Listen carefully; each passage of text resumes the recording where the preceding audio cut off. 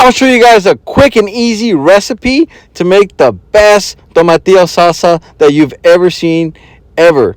Okay, and you've ever tried as well. So let's go. Let's get started. So what you want to do is get 2 chile Californias, and you want to have 10 tomatillos, and you want to have 10 chile de arbol. Okay, and then you're gonna toast them up, put them in the blender, and go ahead and grind that up till it's very, very fine. Then in a pot, what you want to do is you want to put those 10 tomatillos on medium heat with a little bit of water, okay, and steam those puppies up. And what you want to do is, once these tomatillos start changing color, like in this picture right here, exactly.